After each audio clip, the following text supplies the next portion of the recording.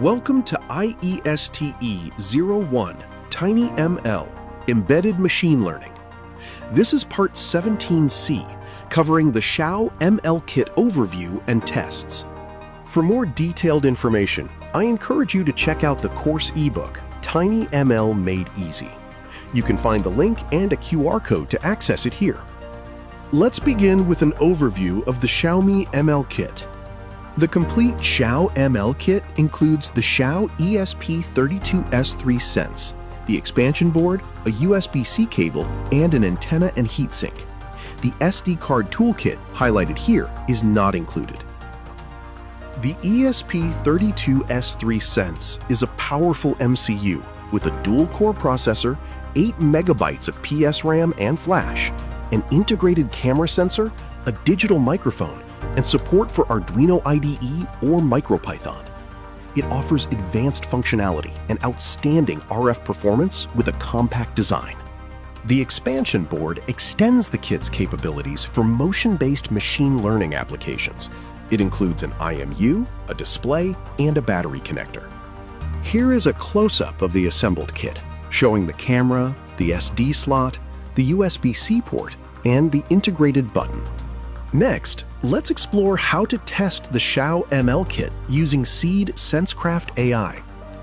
To get started, connect the XIAOESP32S3 Sense to your computer using the USB-C cable. We will use Sensecraft AI for testing. This platform offers various vision models, such as person classification, gesture detection, and face detection. You can access it via the URL provided. Select a model, like person classification, which is designed for the XIAOESP32S3 Sense, and then click Deploy Model. On the deployment page, first ensure the camera expansion board is correctly aligned. Then connect the XIAOESP32S3 Sense to your computer and click Connect Device. A warning will appear. Confirm the deployment by clicking Confirm. A pop-up will ask you to select a serial port. Note that using the Chrome browser is recommended for this step. After connecting, the platform will show that the device is connected, and the flashing process will begin. Once the model is deployed, you will see a preview of the camera feed and the device logger output. Here, you can adjust the inference frame interval and stop the operation. The latency is high, around 500 milliseconds. This is because the model was trained with images of 224 by 224 pixels. For post-processing, select the GPIO option. This allows you to set up actions based on defined events or conditions, for example, triggering an action when specific conditions are met. Clicking the Trigger Action button opens a window where you can define the conditions, such as turning on the internal LED or other GPIO, when the confidence for person is greater than the selected value, in this case 64.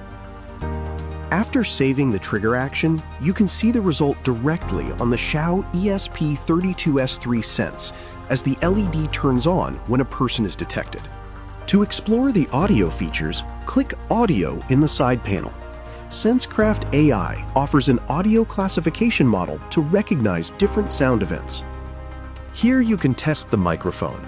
The captured audio will appear as an histogram in the preview area.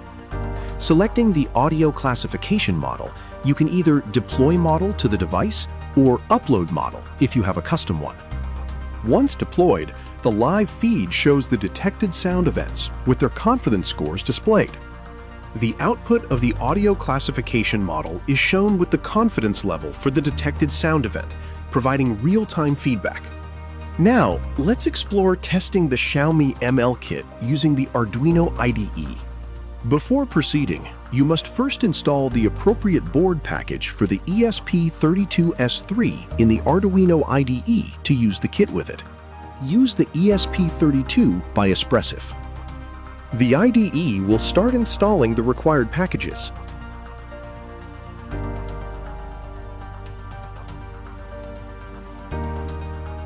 After installation, select the XIAOESP32S3 Sense board from the list of available boards and the correct port in the Arduino IDE. To test the installation, upload the basic blink sketch. Remember that the LED logic is inverted, so low turns the LED on. Next, you can test the microphone functionality using a specific sketch that initializes the I2S interface and prints the audio samples to the serial monitor. Open the IDE plotter to see audio. Finally, to test the IMU, use the provided IMUtest.ino sketch. This will read and print the accelerometer and gyroscope data to the serial monitor and in the plotter, verifying the sensor functionality. We can also test the OLED display using the provided OLEDtest.ino sketch. After uploading the code, you may need to press the reset button to see the display output. Thank you for watching this video on the Xiaomi ML Kit overview and tests.